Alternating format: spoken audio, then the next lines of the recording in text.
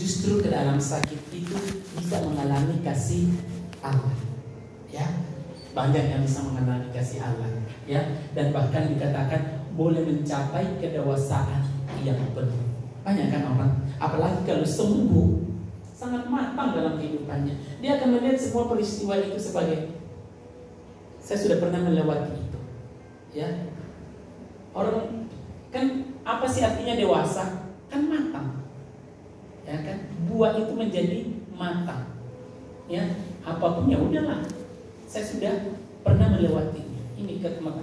Jadi penyakit tidak hanya membuat manusia putus asa, tetapi kadang-kadang juga membuat manusia menjadi dewasa. The next. Nah, penyakit dapat membantu kita untuk mendapatkan pemahaman yang dalam mengenai sebenarnya, ya, yang sebenarnya bersifat dangkal dan sementara dalam hidup kita. Ya, jadi penyakit itu kadang membuat kita sebuah refleksi. Ya, kadang kita mengatakan, waduh, kalau saya sakit ini, saya nanti tidak ini. Itu kan sudah pemikiran yang sangat-sangat dangkal sebenarnya. Tetapi justru dalam sakit itu membuat manusia menemukan sebuah nilai kehidupan yang lebih jauh berharga. Ya, itu. Meskipun tidak sepenuhnya mengalami kesembuhan di sana. Ya. Nah, yang jelas, apapun situasi bagi manusia, penyakit merupakan ancaman terhadap kehidupan ini. Ya. Sehingga orang yang mengalami sakit penyakit itu dan bisa menerimanya akan sampai pada penerimaan seperti ini. Sakit adalah sungguh-sungguh menjadi bagian dari kehidupan manusia. Dan penyakit sudah pasti mengancam hidup manusia. Kalau tidak mengancam, pasti mengatakan biarlah saya sakit. Ada orang ingin sakit? Tidak ada.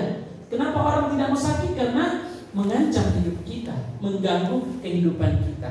Ya, misalnya flu saja mengganggu aktivitas kita. Ya. Oke, next.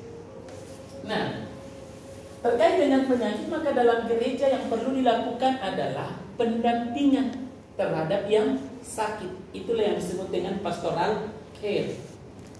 Maka umumnya biasanya di gereja, di rumah sakit khususnya rumah sakit Katolik kan ada yang namanya pastoral care. Ya, ada khusus, misalnya kalau di Karolus kan ada khusus pastoral care yang nanti melibatkan tidak hanya kaum biarawati, juga kaum awam. Apa sih yang dilakukan di pastoral care? Saya pernah itu di Jogja, kita masih frater, terus frater sakit. Ada ibu tua, sudah tua banget ya, tapi datang. Pas frater ini kami di dalam jaga, tiba-tiba datang. Frater, ini kan orang Jawa ya. Gimana keadaannya? Oh baik bu. Oh, dia ngajak cerita. Dan begitu leluasa saya ini. Orang memang tidak ada apa jadi pastoral care. Bagaimana dia bercerita dengan pasien sehingga pasiennya nyaman. Ingat, pastoral care itu sangat susah, apalagi kalau orang dalam penyakit yang stadium itu. Oh, datang ini, datang ngomong. Tapi di sapaan mereka itu kan yang luar biasa. Lalu setelah itu baru diajak kita berdoa. Memang intinya. Nah, biasanya kalau di pengalaman saya di beberapa dengan petugas pastoral care, kalau di segeris rumah sakit Katolik, kan semuanya, mau Islam, mau Katolik, mau Kristen, mau tidak beragama, mau Buddha, mau Hindu, itu mendapat perlakuan yang sama dalam pastoral care. Tadi Bapak Ibu, kalau mereka yang Katolik itu selalu hanya diajak bicara, mereka curhat, bukan ngomong. Ketika mau doa, kita tidak. Kalau kita mau doa, saya boleh doa. Kalau mereka keberatan dengan doa, enggak. Selesai. Oke, semoga cepat sembuh. Tapi kalau ada yang mereka katakan oke, nah, dikatakan saya berdoa secara iman saya, ibu bisa berdoa secara berdasarkan ibu. Mereka berdoa. Itu yang terjadi. Nah, apa yang saya katakan? Pastoral care adalah salah satu tindakan yang harus dilakukan sebagai tindakan untuk mendampingi. Ya, Bapak Ibu, menjenguk orang itu adalah sebenarnya ungkapan pastoral care kita. Ya, menjenguknya supaya mereka merasa dihibur, mendoakan agar Tuhan berkehendak menganugerahkan kesembuhan. Ya, lalu menunggu, ya, menemani, menunggu juga itu dengan tiada lelahnya adalah bentuk perhatian. Yang kemudian pastoral care itu sendiri. Dan dari sinilah sebenarnya pastoral care itu mengarah kepada yang namanya sakramen perminyakan suci. Next. Ya. Nah, sebelum kita lihat bagaimana pandangan kitab suci tentang orang sakit, ya, Bapak Ibu, dalam perjanjian berbedanya perjanjian lama melihat penyakit sebagai hukuman dosa. Ya, ini kan tidak baik. Lalu katakan, oh itu pasti kenapa sakitnya itu? Gara-gara pasti itu mamanya dulu itu kalau mamanya mulutnya itu tidak pernah berhenti ngomongin orang.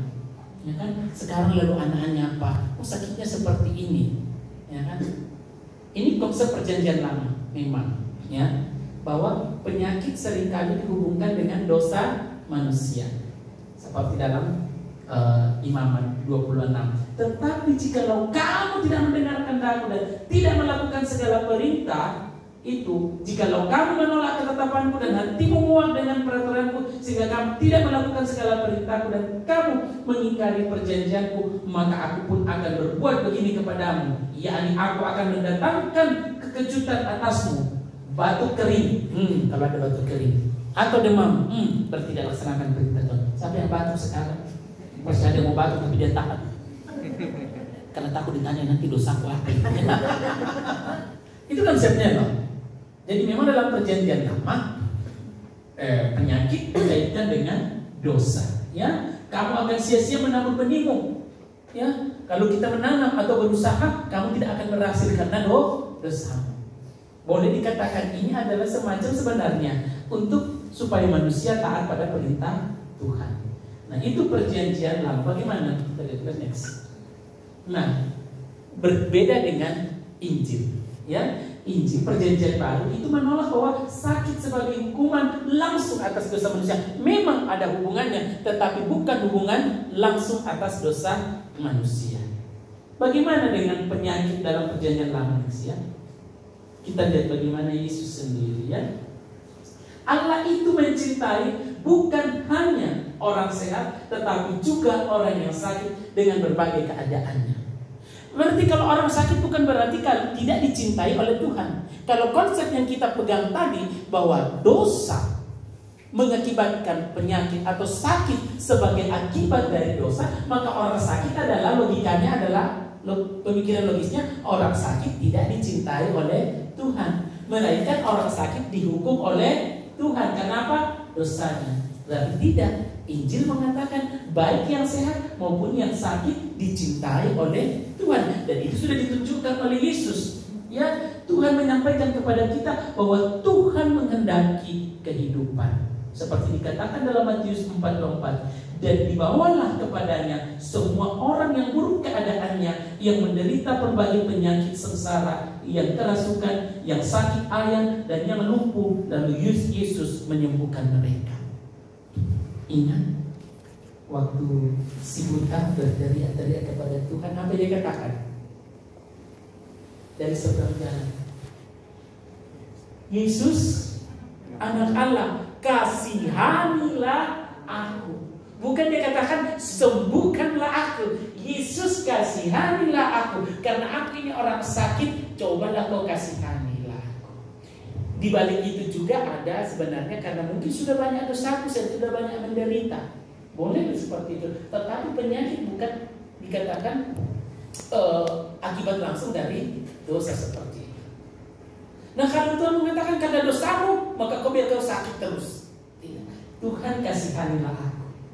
Lalu kan murid-muridnya mengatakan, jangan kau teriak-teriak, jangan kau teriak-teriak, enggak bagus untuk Tuhan.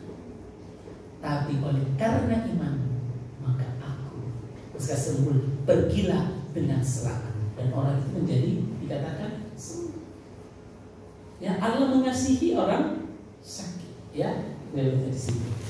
Lalu dalam Yesaya pun sebenarnya perjanjian lama, tetapi sesungguhnya penyakit kita lah yang ditanggungnya dan kesengsaraan kita lah yang dipikunya. Itulah yang memuncak pada salib Yesus nanti. Ya, itu. Oke, lanjut.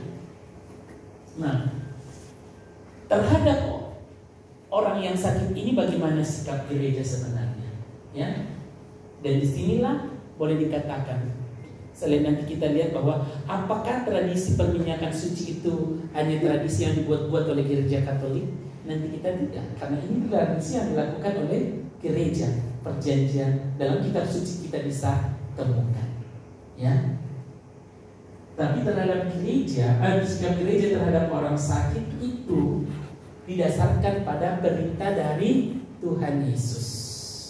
Apa yang dikatakan Yesus, apapun yang kamu lakukan bagi saudaraku yang paling hina ini, yang paling menderita, kamu lakukan untuk aku.